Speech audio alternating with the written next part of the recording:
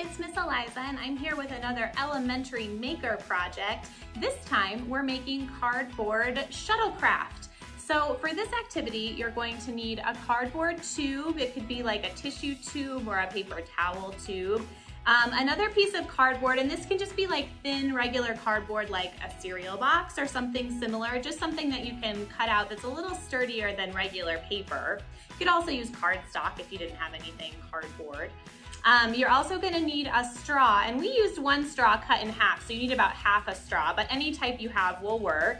A length of yarn or string is something that you're going to need for this. And then just regular things that you'll use for constructing. So tape, maybe a thicker tape like masking tape would be good, or regular Scotch tape. We also have a stapler that can be really useful, scissors, and of course a marker, because if you want to draw anything or make a pattern, then you're going to want like something that can draw on that cardboard material. You're also going to want to decorate your shuttle at some point probably, so you might want paint or markers or crayons or whatever your favorite thing is to kind of decorate your ship. So to get started, there's a couple different ways to make these. We're gonna go over the simplest way in this video, but there are all kinds of things you can do when you're constructing with cardboard. So if you got a pack from the library, you'll have a piece of cardboard and a tube, and you can kind of try out different things and explore what works best for you. But in this video, we're gonna do kind of the simplest version of one of these shuttles. So you're gonna use this as the base. You can see it kind of looks like a rocket, this little cylinder. And then you're gonna draw out the shape that you want to be the base. So you can think about different things that a rocket might have, maybe some tail fins, maybe it's got a pointy tip. And since we're celebrating Star Wars Reads this particular month, I'm going to draw the base of a Millennium Falcon. So I don't have a template or anything. I'm sure you could find one, but I'm just kind of gonna eyeball it. So the Millennium Falcon has a curved base. It's kind of like a U shape, like a horseshoe. So I'm gonna draw that, and then it's got kind of two teeth at the front. So I'm just gonna draw kind of two teeth and then leave a little space in the middle. Doesn't have to be super perfect. There we go. All right. So you can see my template's not amazing, but I'm just gonna cut that out, and that's how we're gonna get started constructing.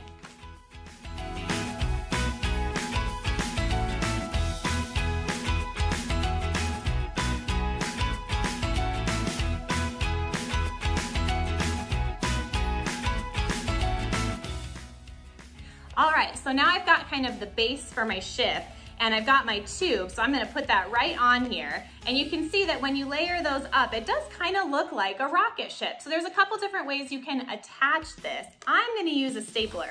So if you have a stapler, all you're gonna do is slide it in between and then press down hard to make some staples. And you might wanna do another one from the other side. And then you're gonna have the base of your ship. So again, I'm just doing this simple version where I stapled it on, but you can also do a type where you use some slots and do some real construction. So I cut a slit in the side of my tube. There's one slit and another one on the other side, just with my scissors. You can see kind of a little slit there. And if you choose to cut something out that's longer and skinnier, kind of more like a rocket that we recognize, you can cut two slits again, and those are gonna slide into the slits you make in your tube, wherever you make them. So you could use this to make a tail or to make a fin that goes up in the air, but you're just gonna use that technique with the slits and sliding your tube in to make any other type of shape that you might wanna use. So that's kind of a fun one to do. Whatever you decide is the design for your shuttle, once it's complete and you have the pieces put together the way that you'd like, you're gonna wanna decorate it. So you can use paint, crayons, colored pens. You could even put stickers on it or logos, whatever you wanna do. But you're gonna wanna put it together and then decorate the whole entire thing so it's how you'd like. I have some that are done, so I'm gonna show you. Here's sort of my finished version of my Millennium Falcon, and I kind of painted it gray and then I decorated it with a bunch of different sort of ports and windows and different things that the Falcon might have. And then there's other pieces too, so you can either use that slot technique or you can just tape on like some, different types of pieces. I think there's a little bit of a satellite here and some navigational items. So once you have your piece done, you might be wondering, how is it gonna fly? So that's where the straw comes in. So wherever you like on the side of your ship, you're gonna tape down the straw. So I'm kind of just wedging it in there between the two pieces of cardboard, and I'm gonna secure that with some tape.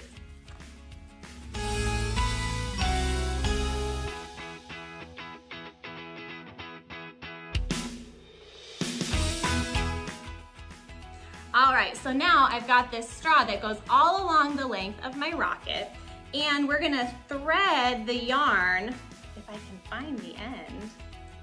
We're gonna thread the yarn right through that straw. Now, you can put this piece of yarn, if you got it from the library, it's a really long piece, but whatever you have at home will work. So you can put it like maybe across sides of your room or going across a hallway or any place that you can think to stick the two ends. But you're just gonna kind of feed it through the straw till it pokes out the other side. And now it's attached to the yarn. So we're gonna use this kind of like a zip line, and we can send it back and forth.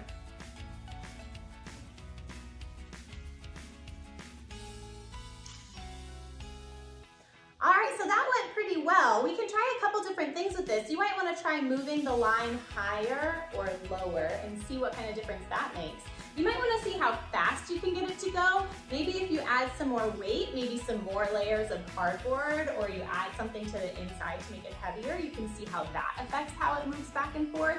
And you can also change the angle. So maybe you want it to have more of a dip, more of a U shape instead of this straight line. And you can see how it moves along that line too. So it's a really interesting way to look at force and thrust, and also have a really good time with some really cool